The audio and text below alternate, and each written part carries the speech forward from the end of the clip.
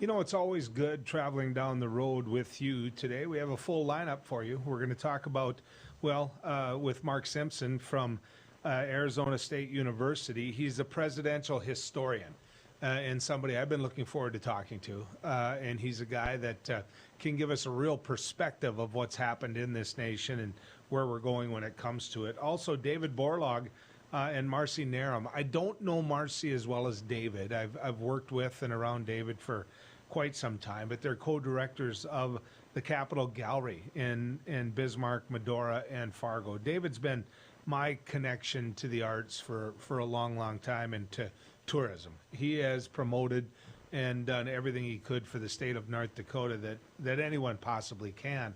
Speaking of which, our guest now, Dr. Shelley Lenz, is someone that puts her money where her mouth is. In an area where veterinary medicine is so desperately needed, she was there and she worked in it. And she became community active. In fact, so much so that she ran for governor of the state of North Dakota under the Dem NPL banner.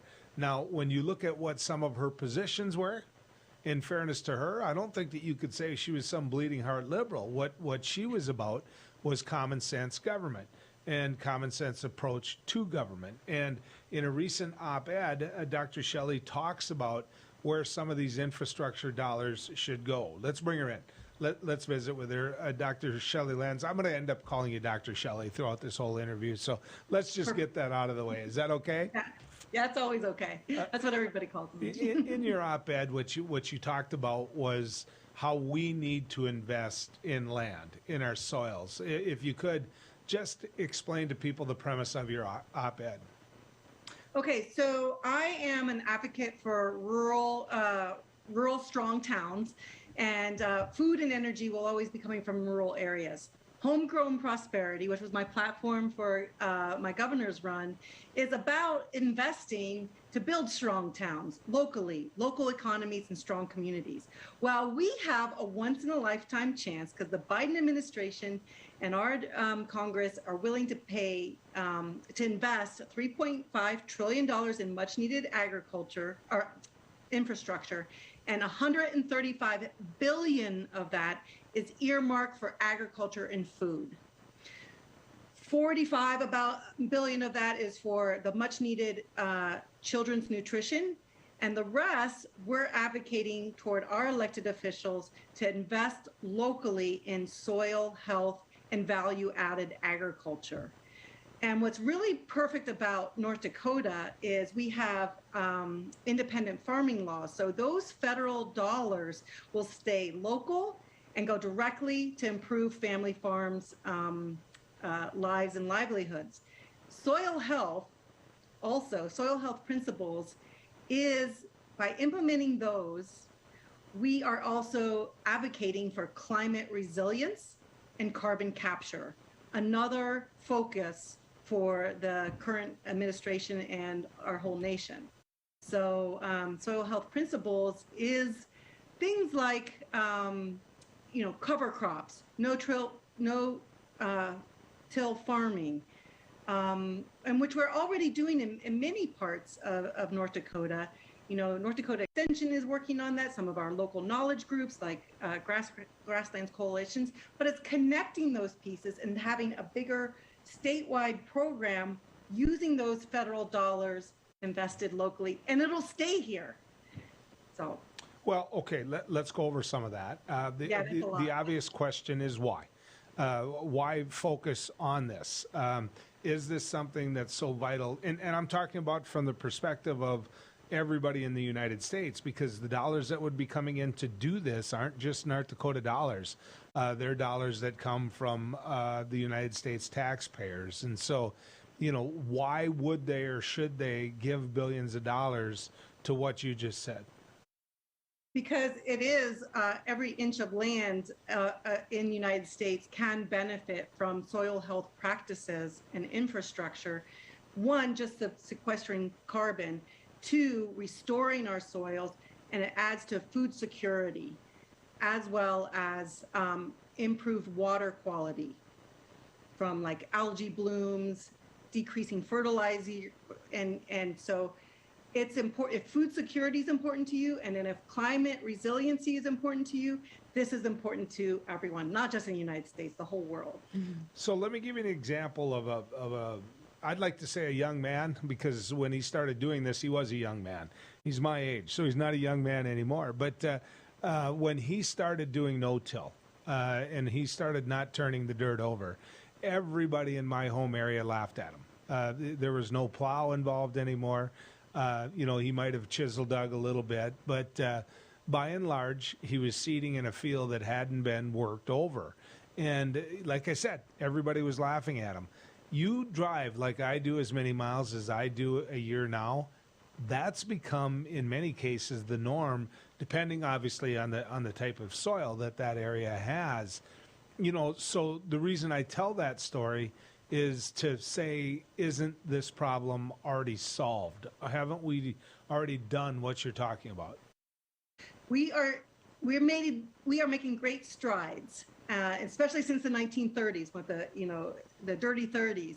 We are still losing 5 tons per acre per year of soil. That's a lot of soil. You saw the dust storms. That's lack of infrastructure within our soil, number one. We can always continue to improve. It's not just no-till, it's cover crops. It's integrating animal management into some of our cropping. And it's developing that technique and that education and that research and updating our soil data since the 1950s that needs to occur to continue to improve. Well, and I'll also say, we had something like 20 algae blooms in our lakes in North Dakota. And that has to do with water quality. So we still have quite a bit of an improvement to make. But we're making there. We're progressive. But okay. The one thing I was going to add to that is what the land looks like after a beet harvest. And you talked about cover crops there. I can tell you about 2 beet fields that were about a quarter mile apart. And this wasn't last year. I think this is about 2 years ago. And one put a cover crop on it after he was done harvesting beets. The other didn't. And of course, we had an open winter for part of it, and it just blew, and it blew, and it blew. And the next thing I knew, the interstate ditch had a lot of what was his topsoil. Now, some might argue that in the Red River Valley, there's plenty of topsoil to give. That losing topsoil there versus losing topsoil the further west you go in North Dakota isn't as big of an issue. But I don't know any farmer that likes losing topsoil. And losing what's in topsoil. And so do you see these federal dollars, these infrastructure dollars being used for cover crops, for an example? Those are some examples, yeah. Like, how do you incentivize some of the farmers and ranchers that aren't using these techniques yet to take a little of the risk out, a little bit of and see, so they can see the improvement of decreased inputs, et cetera, but also some of the research dollars and the education connecting farmers and ranchers to the community, the food eaters, so that they understand what's going into their soil and how to produce healthy food. So, yes. Do you believe farmers believe in climate change? The majority of farmers, you talked about carbon capture and the reduction of carbon into our atmosphere. If you sat down with 10 farmers in the Killdeer Cafe tomorrow, and you made the argument that you're making right now, that, hey, we've got to look at capturing carbon through the soil, we can have a healthy America by doing that, do you think they're going to believe that the need is there? I'm not sure that they would believe that, but I don't think that matters, because they understand drought and they understand flood and they understand inputs into their farm, and they understand that climate resiliency is always needed. And so as we begin this investment in the carbon capture on a global scale, it doesn't matter. It's going to help with climate resiliency. So let me ask you this. When you go about doing this, how do you make sure that provision's in there? I remember what your op-ed said, but I want to make sure that the people that are connecting with you right now know what you're asking them to do, Dr. Shelley. Yeah, so I'll be meeting with Senator Hoeven's team right after this, and also Senator Cory Booker's team after that. So I am reaching out to our elected officials in an organized way to make a plea for some of that $135 billion that's earmarked for ag and food, $30 billion to be earmarked for climate resilient agriculture practices, $5 billion to go to research, which would be perfect for NDSU. We have some of that infrastructure already. And then another $3 billion to go to value-added agriculture, like one of my favorite topics, regional and local meat processing facilities, to kind of decentralize some of that the animal processing. So is this sustainable? Or is this a one-time investment? Because as I see the infrastructure bill, really what they're trying to do with it is to make an investment into housing, into projects where you're going to see them 20 years from now. Very similar to what the WPA is, and both you and I know what that is. So is what you're doing, does it meet the challenge of what the infrastructure bill is trying to do? Yeah, I believe so, because this will have generational effects. It's once in a lifetime access to those federal dollars to really invest and highlight into that soil health and climate friendly agriculture infrastructure. It is to get it started and to build that infrastructure to build upon. And with it, you will see decreased inputs into farm and ranching, improved water, local connection, increased local food security. So I do believe that this one-time investment will reap benefits for generations. Okay. Dr. Shelley, always good to talk to you. Thanks for coming down the road with us. Okay, thank you so much. You bet. When we come back, Mark Simpson joins us. He's a presidential historian. He works with Examine and examines challenges to America's geopolitical dominance. So we'll visit with Professor Simpson right after this on Down the Road. Howdy, folks. It's a Caroline Cafe. I reckon it's time you're due for a hearty meal. So saddle up for the day with one of our Hey Bussin' breakfast homemade soups. Fill your grill at our salad bar. Sink your teeth into our famous Caroline burger and barbecue ribs. Top it off with spoon rattling pie with a comb roll that's sure to put a smile on even the toughest outlaws. Shake the dirt off the boots each night and warm up with the gang. Tell them about it, Stacy. I can't wait to see you at the county line. He once won a spelling bee in an ancient language that he did not speak. He is the only man to ever earn extra credit on an IQ exam. His academic degrees are considered legitimate spending currency in 22 nations, 2 principalities, and at Chick-fil-A restaurants in the United States and Western Canada. I do not always engage with education programming, but when I do, it is the Dr. Duke Show. Stay educated with the Dr. Duke Show, weekdays at 4 p.m. on Beck News. Hi, Hunter Ellis here for Night Hero Binoculars by Atomic Beam. These binoculars let you see anything, even in pitch black darkness. Gotcha. The secrets are powerful wide-angle atomic beam laser that reveals objects up to 150 yards away, hidden by darkness. During the day, Night Hero gives you 10 times magnification. And when the sun goes down, press the Night Bright button to see clearly in the dark. Light up garbage-eating critters or spot thieves before they even get close. Call or click now and get Night Hero binoculars for just $39.99. Order right now and you can double it. Plus, get our best-selling atomic beam flashlight. Just pay a separate fee. We'll even ship them to you free. This TV special offer is not available on Amazon. You can get it all, but you have to order now. Call 1-800-619-1091. That's 1-800-619-1091. Or visit bynighthero.com. That's bynighthero.com. Order now. Attention! Have you or a loved one suffered from maculopathy, a serious retinal injury, after taking the prescription drug Almiron for interstitial cystitis or bladder pain syndrome? In 2018, a researcher at the Emory School of Medicine linked Almiron, a prescription drug that treats interstitial cystitis or bladder pain syndrome, to maculopathy, which is sight-threatening and can cause an abrupt change of vision. Call Almiron Justice for a free legal consultation. Please call 800-395-5680. Non-attorney spokesperson. This is a paid advertisement for legal services sponsored by Nightline Legal. Cases assigned on a random basis to participating law firms. This drug remains approved by the FDA. If you or a loved one regularly took Zantac and were later diagnosed with cancer, call right now. You may be entitled to financial compensation. Potential cancers include bladder cancer, colon cancer, kidney cancer, stomach cancer, liver cancer, pancreatic cancer. Do not stop taking a prescribed medication without first consulting with your doctor. Discontinuing a prescribed medication without your doctor's advice can result in injury or death. Call 1-800-230-9210.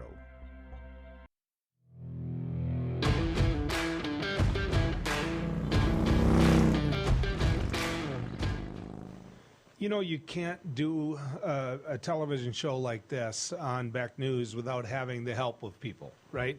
Well, Amy Eiler, a co-worker and a friend for years, is one of the individuals I count on to help me produce this show. And Amy was about as excited as a kid on the 24th of December to get Mark Simpson on. From Arizona State University. He's a faculty associate with the political science department, and he's a presidential and a political historian. Let's bring him in. Mark, good to have you coming down the road with us. Thank you for having me. I really appreciate it. It's a pleasure to be here. Let's do this right away at the start, and then we'll do it again at the end, because a lot of times I'll get calls and I'll get text messages saying, how the heck was I supposed to find his work if I didn't know what I was looking for with his work? So I know you've written a number of publications. Tell people about the books you've written. I've written several different books, some focusing on local government, one that was an adaptation of my thesis that looked at kind of growth of the Sunbelt suburbs and some of the strategies they use to try and basically attract residents and business. I've written a book on the civil rights era lynchings that took place in Mississippi and the efforts to bring those cases to justice towards the turn of the century, kind of exploring the reasons why those cases were revived and suspects who had initially been let go because of rigged cases and juries that were not representative of the population and so forth. These cases were revived around the year 2000, resulting in a number of convictions. I've also written a book on George Washington and his role in the Whiskey Rebellion, which is something that's often forgotten in history. George Washington becoming the only commander-in-chief ever to take that really literally and actually lead troops into the theater in his role and as General Washington, kind of resuming in that capacity. I've also written many different articles for news organizations over the years about various aspects of American politics and foreign affairs.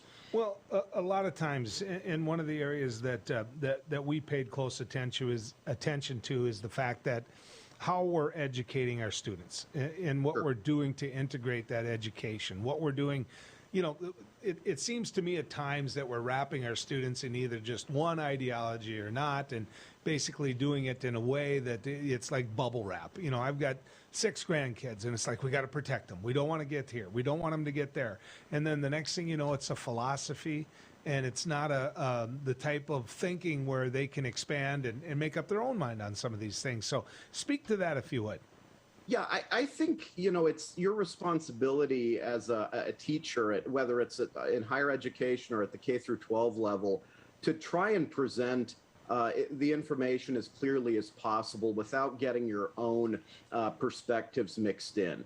I think anything you teach has to be informed by evidence and by good research. And that the one thing we don't do enough of these days is spend time teaching the basics of civics and government and so forth. I feel like starting with No Child Left Behind, really, and some of the measures we've had since then, like Race to the Top, we've put more of an emphasis on standardized testing and so forth. That's placed an emphasis on English and math and subjects like that. So our students aren't getting taught enough American history, enough civics.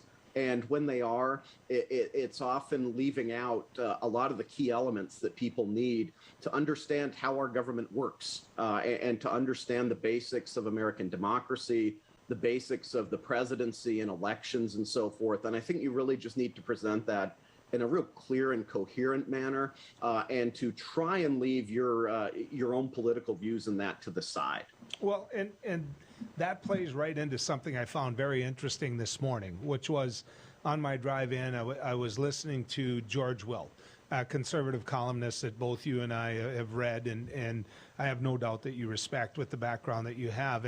And what he was talking about was very similar to what you just said, which was the manner that we're raising our young people, the manner that we're teaching our young people. It creates this you're on this side, I'm on this side, type of mentality. And by doing that, we've created a situation where you're either cheering for Arizona or Arizona State, and one's right and the other's wrong. And that's just the way it's going to be. And his point is that makes for an angry society.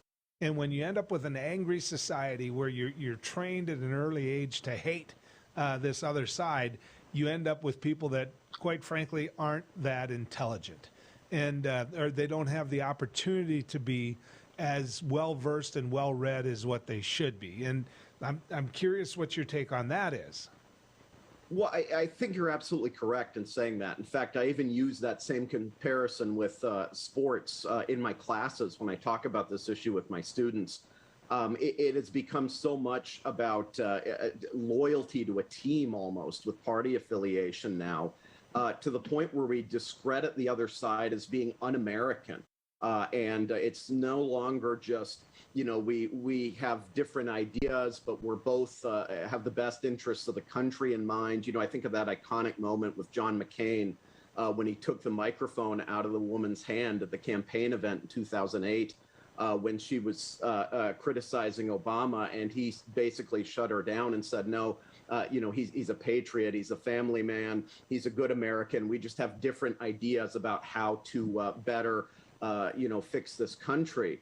And I think that sort of respect has just completely vanished. And yeah, it probably is starting in the ways people are being educated about these things. One of the things we know is that the less people know about government, this has been shown in multiple peer-reviewed studies, often the angrier they are with government these days, and that people now look for information that reinforces what they already believe.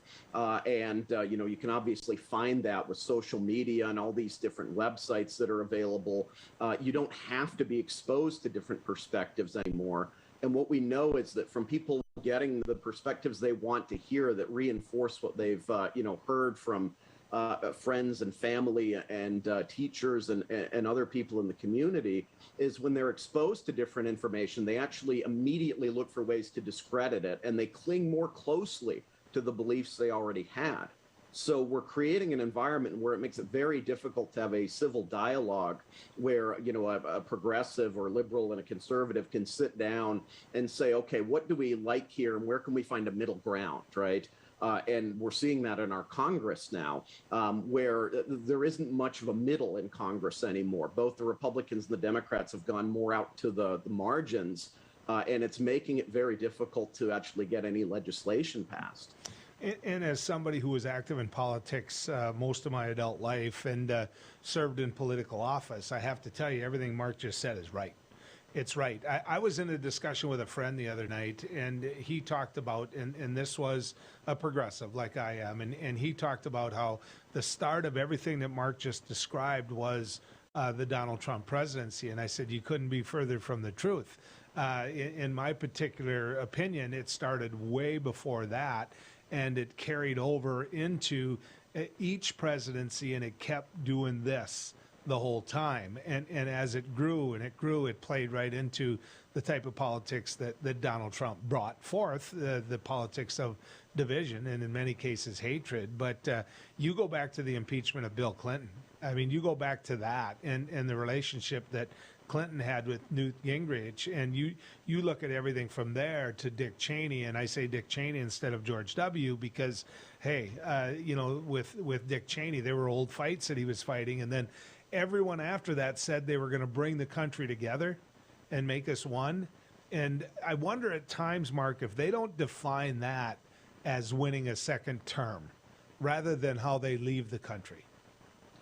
Yeah, and it's unfortunate that it seems like parties now put the emphasis always on control over their party staying in power and so forth over the best interests of the country. We see measures that have broad support amongst the American public that don't even get adopted or even really considered in Congress. You can go back to Newt Gingrich. He's often a starting point that a lot of books and a lot of articles have looked at for this new tactic of obstruction too, where the tactic becomes if you're the minority party, you just want to block the party in power from doing anything so they can be criticized in the next election and you can win power. So it doesn't become about what are we doing for the betterment of the country and the good of the American people. Instead, it becomes, well, if these guys made a bunch of promises and they won a majority in Congress and they won the presidency,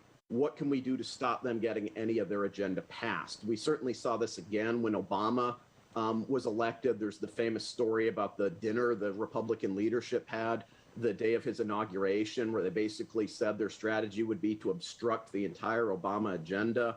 And it's something both parties have done now, going back about 30 years. And it's gotten to the point, where we have what we call the Do Nothing Congress. And, every Congress for the last 20 years or so kind of fits into this category. We're barely passing any legislation anymore because of these tactics of obstruction. Yeah, I think you're spot on right. In fact, they didn't hide it. I mean, Mitch McConnell said, his goal for the Obama presidency was to make sure that he was a one-term president rather than to do what this country needed to do. One last thing, and Sure. I know we're running longer than what we told you we were going to hang on to you, but George Washington and the Whiskey Rebellion. When the minute you mentioned that, it was like, okay, I've got to talk to him about that. Describe to people what that was about. What, in as short of words as what you can, describe to people what the Whiskey Rebellion was all about. Well, essentially, the new Constitution has just gone into effect, which gives the federal government the power to tax. And one of the first things they do is enact a tax on one of the key ingredients that goes into whiskey.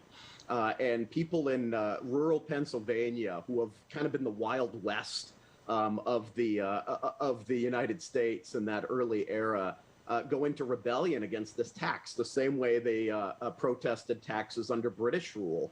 And George Washington wants to send a strong message that this isn't going to be tolerated anymore. The Articles of Confederation had been a disaster. You were on the brink of anarchy in some parts of the country.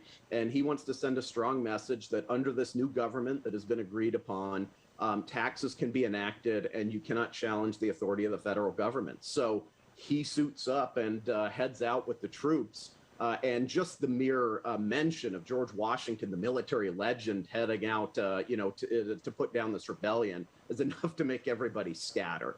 But it really is a fascinating moment to study in American history and American politics. Okay, now I've got to find it. So, Mark, thank you. Washington drank, right? Yeah. Okay, just wanted to check. Yeah, absolutely. Make sure. Mark, good to visit with you. Thank you, sir. Right. Thank you very much. Mark Simpson, ladies and gentlemen. When we come back, Marci, Narum and David Borlaug. And you're going to like these folks. So stick around. We're going to talk about Bison right after this.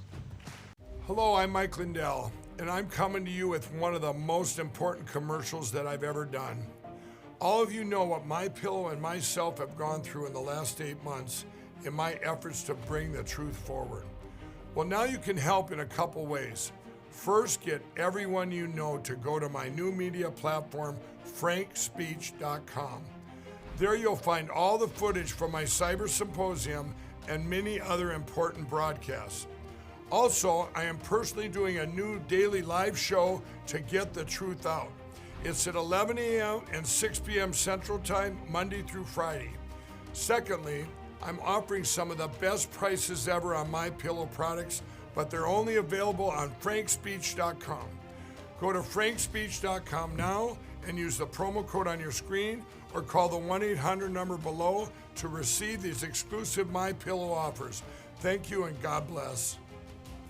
Introducing the Cool Turtle, the ultra-comfortable mask enhancer that creates a protective, cool, and breathable space between your mask and your face. Simply slide under any mask or gaiter and immediately feel the refreshing pocket of air surrounding your face. Cool Turtle's ergonomically designed, soft, comfortable shell immediately reduces mask friction, allowing you to breathe and talk in a comfortable environment. I can actually breathe. With the Cool Turtle, no more sweating. It's like I don't even have a mask on. Call now and get not one, not two, but 3 Cool Turtles for just $10. Order now and we'll send you 2 more Cool Turtles free. No fees, absolutely free. Plus, you can get a 10-pack of 4-ply face masks. Just pay a separate fee. This offer is not available on Amazon. Get the real Cool Turtle now. Call 1-800-270-1219. That's 1-800-270-1219. Or visit getcoolturtle.com. Order now. Seniors, are you aware that you could pay less for your car insurance? Seniors can save money on their car insurance. You might save a little, you might save a lot. Maybe hundreds of dollars a year. You might save 5% a year, maybe 10%, 15%, or even more. That's a lot of money. So call right now and find out just how much money you might be able to save. 1-800-699-0761. 1-800-699-0761.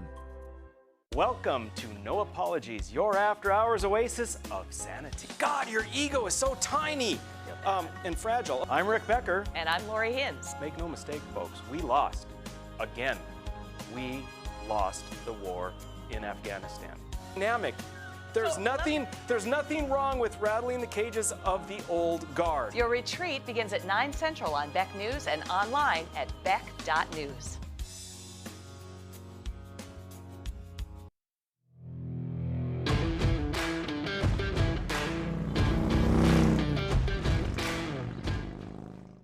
As I told you before the break, these are 2 individuals that I know of their work, I know of their dedication, I know of their passion. And these are co-directors of the Captiol Gallery. We're talking about Bismarck, we're talking about Medora, we're talking about Fargo, we're talking about people that love the arts, love tourism, love promoting, and like understanding and bringing that to people when it comes to a state that I'm very passionate about, the great state of North Dakota, and that is Marci, Narum, and David Borlaug. To both of you, I say welcome to Down the Road. Thanks for coming on.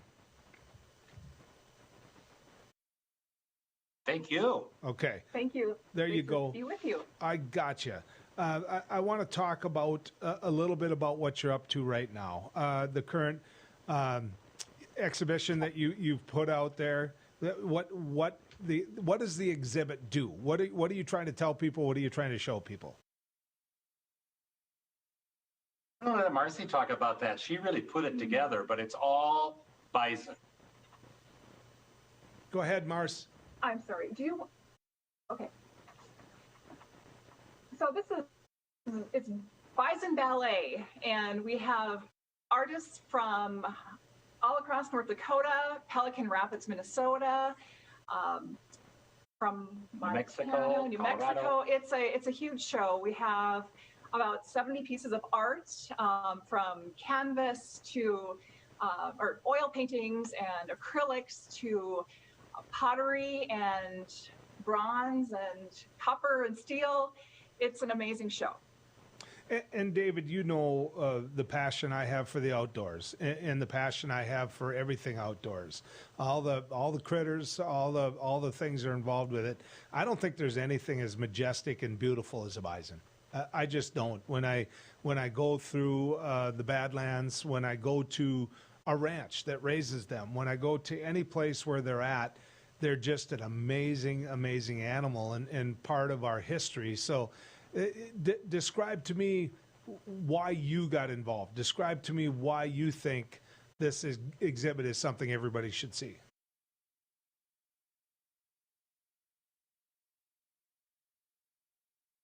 Obviously, we're having a little bit of trouble there, folks, with their connection, and we'll kick back into them in a little bit. So I'm gonna give it a try here and see if I can connect with David just a little bit later when my guys whispering in my ear tell me. Okay, because I want you to know about this. I want you to know about the exhibit. I want you to know this isn't just for Bison fans, ladies and gentlemen. This isn't just about NDSU.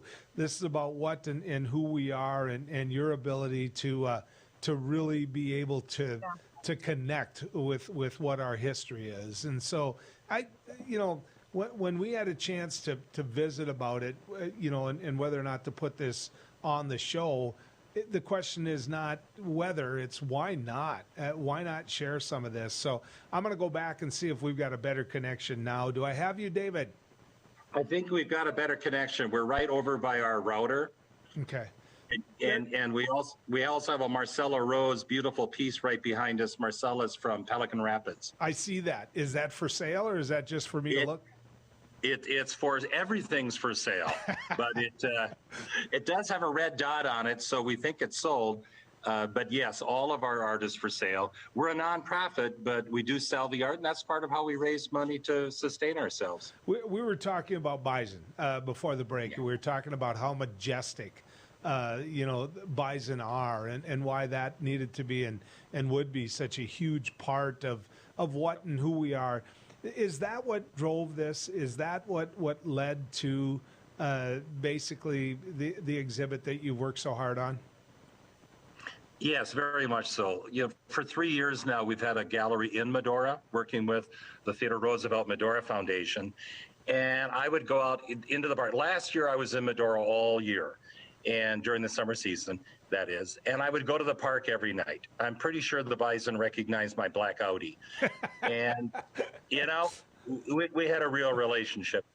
But no genre, no single subject has been as popular in our galleries for 5 years now than Bison. We have sold literally 100 or hundreds of art with a Bison theme. So it seemed natural. We've never really done a theme before in the sense of something so specific. And this is exciting. Like Marci said, it's 70 pieces, but they are world-class artists. Some of these artists have shown in Los Angeles to Santa Fe to Scottsdale, but there are artists now because North Dakota has a gallery that can do that.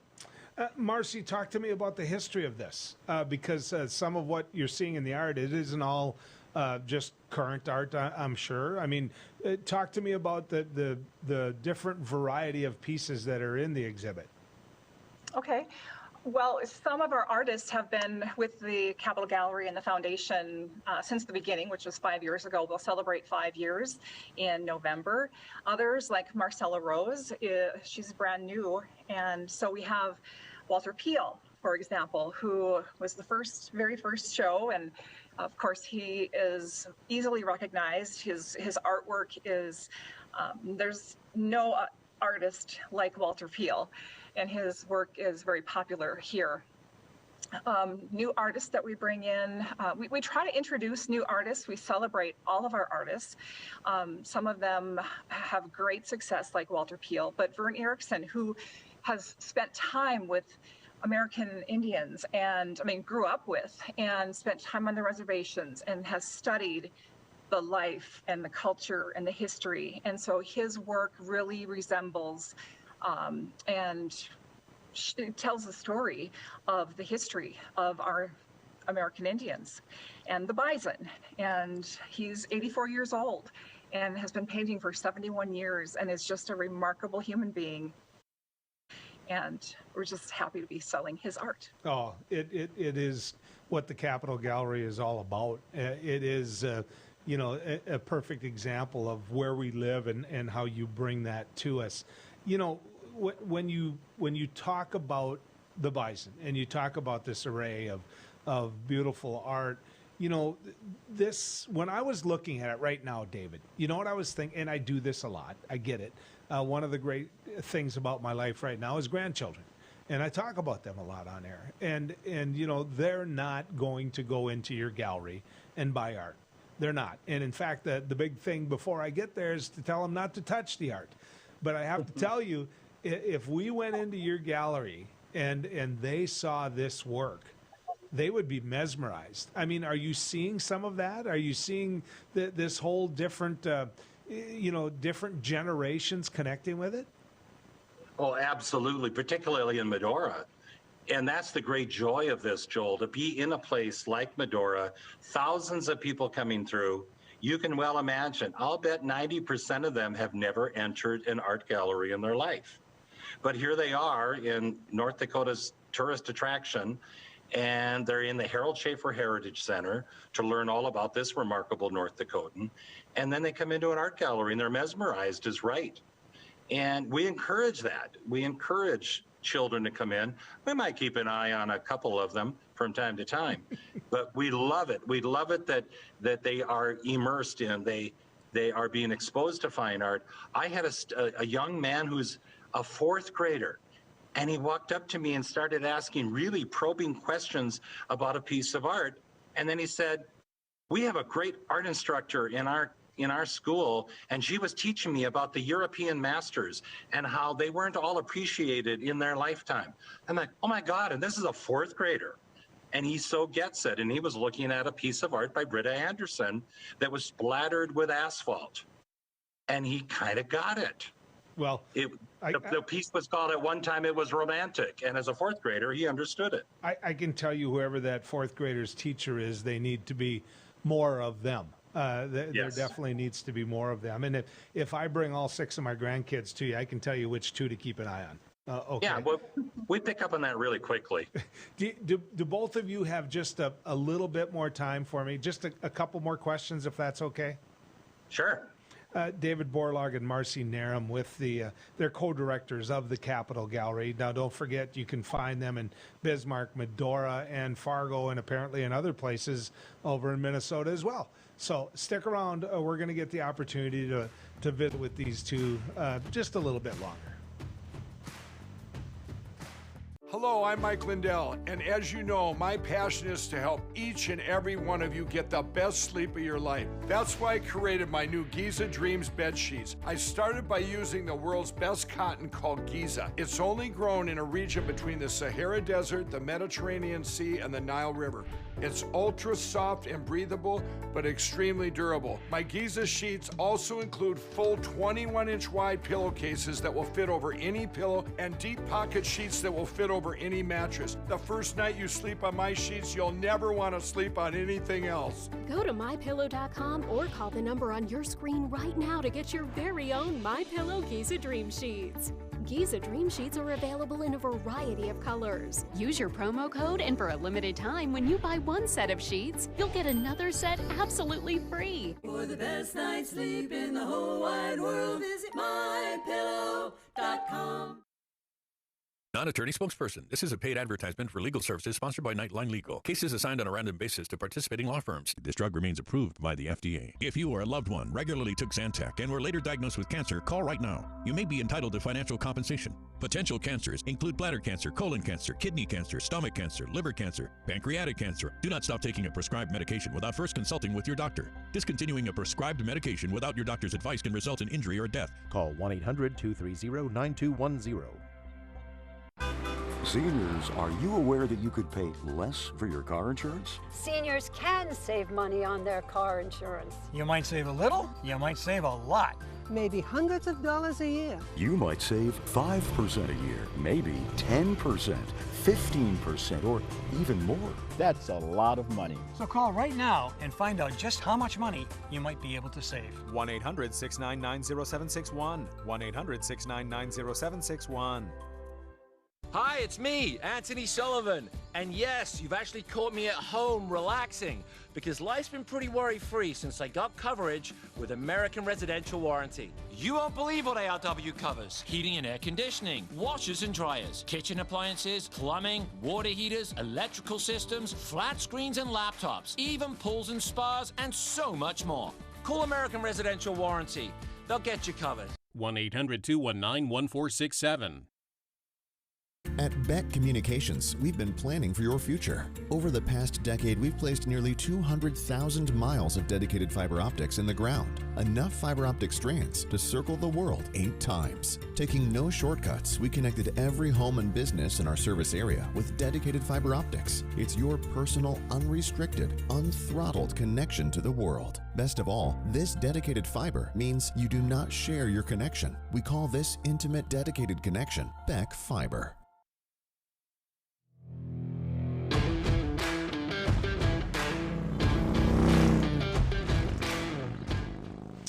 You know, I've known David Borlaug and Marci Narum for quite some time. I worked with David on a number of projects and tried to help him get word out through my radio show, and obviously to support the Captiol Gallery in any way we possibly could. Now, David, this is a nonprofit, right? The Captiol Gallery?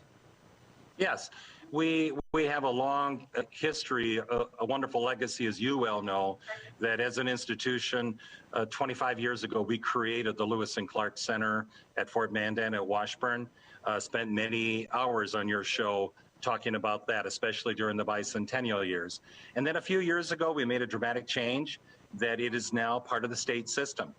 Effective this year, in fact, it's under the State Historical Society auspices.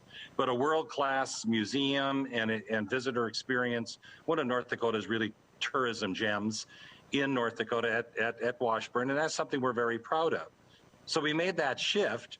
The state always owned the facility. It's just that our nonprofit raised the millions of dollars to expand on it through the years. And we just decided, let's make sure this is perpetual, so it became part of the state system. So then we changed our mission, and it's simply celebrating history, art, and culture. And we moved into Bismarck with the Captiol Gallery.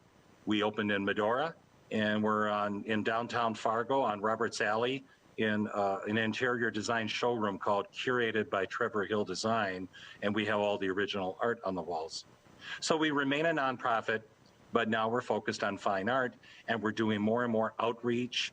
We mentioned reaching out to children, for example. So many avenues for us to take as a nonprofit. I want to bring Marci back in because I think we talked Marci, and hopefully we got a piece of art there that she wants to show. And I know there's another piece of art behind you that's a different piece than we had in the last segment. Marci, what do you have for folks?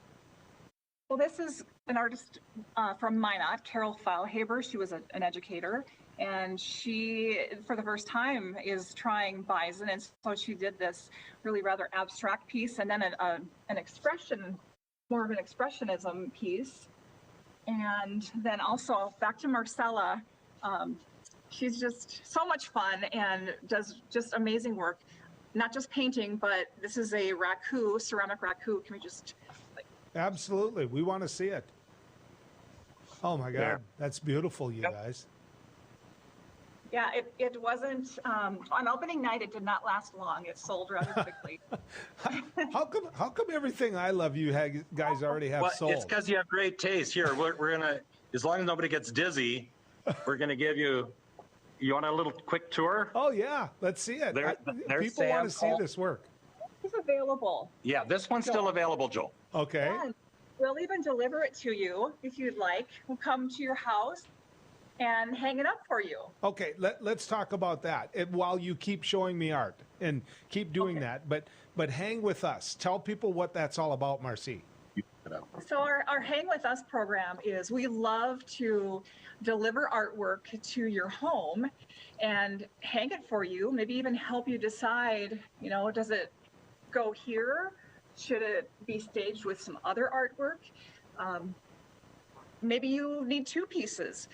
Maybe you can't decide which 2 or between 2 pieces or 3 pieces, and you need to live with them for a while. And we've done that. We've been out to Eastern North Dakota several times and delivered artwork, staged it, and the clients live with the piece for a couple of weeks. And then we go back, and David and I stand on the ladder and hang the artwork for the client, and we just love it. Hang with us. Yeah. When we were in Arizona, Sue and I bought a piece of art that she just absolutely loved, and it was an investment. It was one of those pieces of art that had me scratching my head, and now I love where it's at.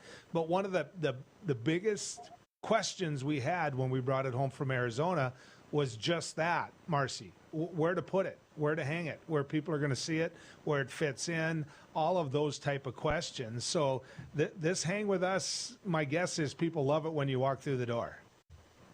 Yes, and we love it too. It's fun to, it's like kind of like playing dress up in a way. You see a great dress on the hanger and it's like, I don't know, and you try it on, it's like, oh my gosh, I love it, Art is meant to be tried on. Yeah, it really is. And especially, Joel, you can appreciate, we've done several trips to Fargo, to Horace, to Detroit Lakes. It's a way for people who don't get out our direction necessarily, we come to them. Well, but that's another question I have for you two, which is, there's a lot of people whose attention you've gotten now. They're looking at this work as you walk around, and as the guy shows some of this work on our station right now. And like I said, they're looking at it, and some people are saying, I want that, and yet they might not be able to get to the gallery. Is this something they can take part in without getting physically to the gallery? We can come to them, or they can go to our website, thecapitolgallery.com. We have a portfolio there of many of our artists. They can click through and then give us a call. What's so fun too, Joel, is that and our information is available on our website. But David has, been sitting in a restaurant and getting text messages. He's sold more paintings, certainly more than I have, but you're just sitting in a restaurant, text messaging people, texting photos of artwork, and back and forth, and they're not local. They're from out of state or. The bottom line is we're always on. Yeah. And Joel, you can appreciate a year or so ago, a young farmer from the central part of North Dakota. I said, "Give me a call when you come in from the field." Well, it was 11:15 at night, and I was in bed, but I was texting him photos, and he bought a $7,000 Walter Peel just like that. Well, that's the David Borlaug I've always known. And Marci, it is good to see you again.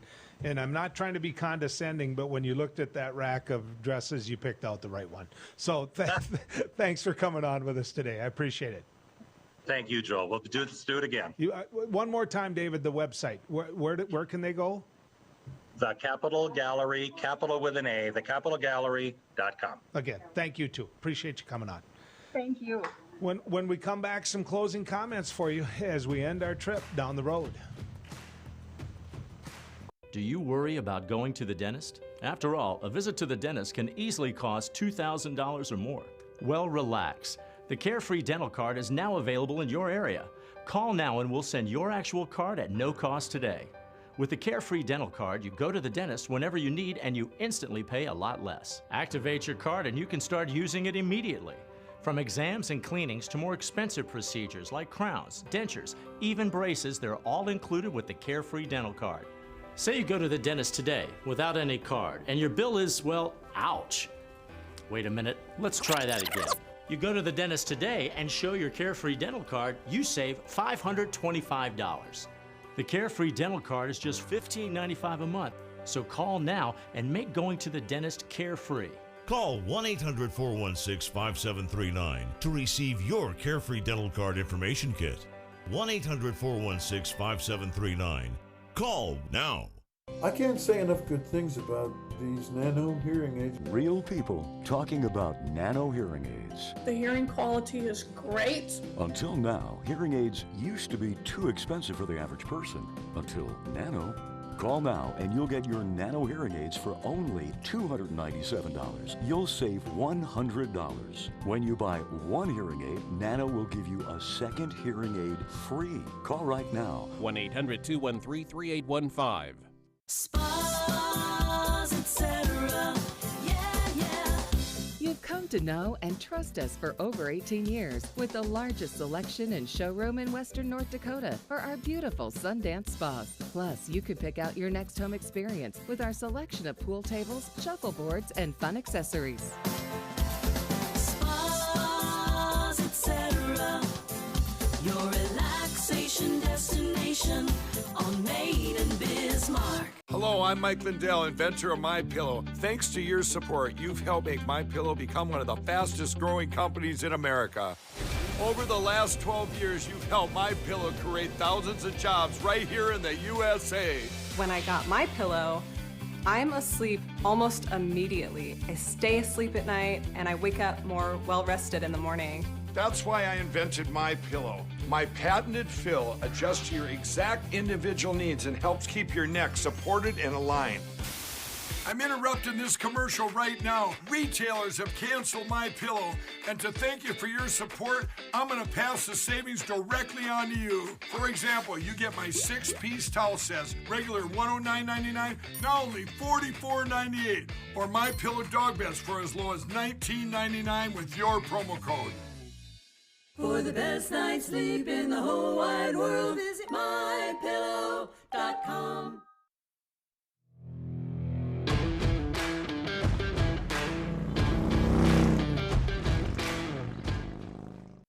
I always look at minutes as miles as we make these treks down the road together, and so I've got just a couple of miles left with you, but let me throw this at you.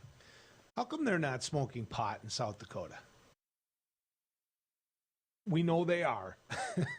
There are people smoking pot in South Dakota, but how come they're not doing it legally? The measure was put on the ballot in South Dakota, and it passed overwhelmingly. It did.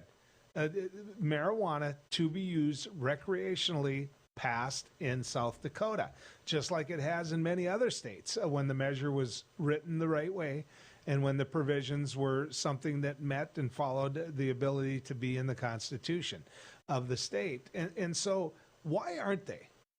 Now, the reason I ask the question, well, the reason I ask the question is obvious, because they voted themselves the right to do it. I don't smoke pot. I don't. That's never been my thing. You know, I'm a Bud Light kind of guy.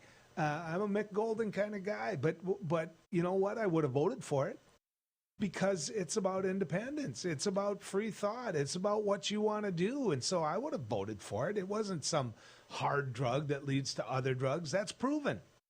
So the people that pushed this and went forward with it and then won have to be asking why they're still not legal to smoke it in South Dakota. And here's the problem.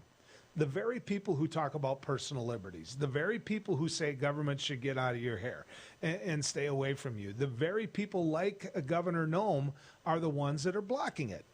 So now they want to inject themselves into your life. They want to make sure that government plays that role in your life. They want government to tell you what to do, even though in South Dakota they voted themselves to the right to smoke pot. And, you know, I don't know how you can have it both ways, but she seems to get by with it. Good riding with you, folks.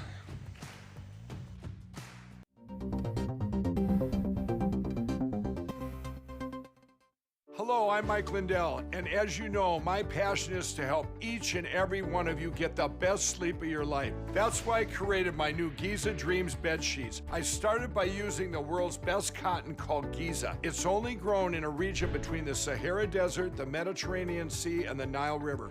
It's ultra soft and breathable, but extremely durable. My Giza sheets also include full 21-inch wide pillowcases that will fit over any pillow and deep pocket sheets that will fit over any mattress. The first night you sleep on my sheets, you'll never want to sleep on anything else. Go to mypillow.com or call the number on your screen right now to get your very own MyPillow Giza Dream Sheets.